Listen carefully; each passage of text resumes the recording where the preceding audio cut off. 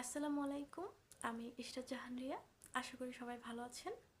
আজকে আমরা দণ্ডবিধি আইন 1860-এর ধারা অনুসারে আঘাত অর্থাৎ শারীরিক আঘাত সম্পর্কে জানব। দণ্ডবিধি আইন 1860-এর 319 ধারা অনুযায়ী কোনো ব্যক্তি যদি অপর কোনো ব্যক্তিকে দৈহিক যন্ত্রণা, পীড়া বা বৈকল্য ঘটায় তাহলে তা আঘাত বলে বিবেচিত হবে।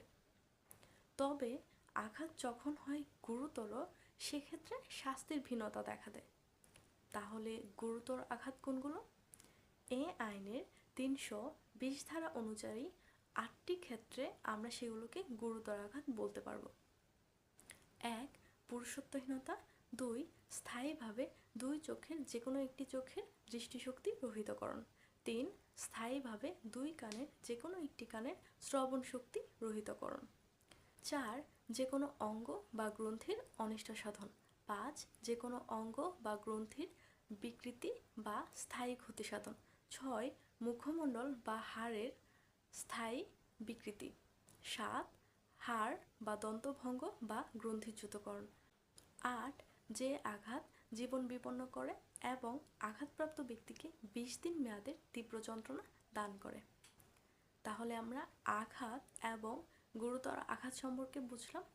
এখন আমরা আঘাত এবং গুরুতর আঘাতের ক্ষেত্রে শাস্তির যে ভিন্নতা রয়েছে সে সম্পর্কে জানব। কোনো ব্যক্তি যদি অপর কোনো ব্যক্তিকে স্বেচ্ছাকৃতভাবে আঘাত প্রদান করে তাহলে সেই ব্যক্তি যে কোনো বর্ণনার কারাদণ্ডে দণ্ডিত হবে, যার মেয়াদ হবে 1 বছর পর্যন্ত, বা অর্থদণ্ড যার পরিমাণ হবে 1000 টাকা, বা উভয় দণ্ডে দণ্ডিত হবেন।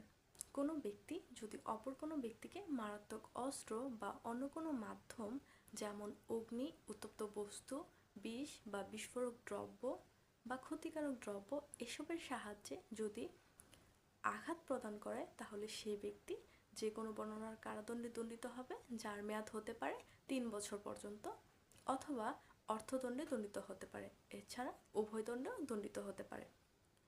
কোনো ব্যক্তি যদি স্বেচ্ছাকৃতভাবে অপর কোনো ব্যক্তিকে গুরুতর আঘাত প্রদান করে তাহলে সেই ব্যক্তিও যে কোনো বর্ণনার কারাদণ্ডে দণ্ডিত হতে পারে, যার মেয়াদ 7 বছর পর্যন্ত হতে পারে। তদুপরি অর্থদণ্ডে দণ্ডিত হবে।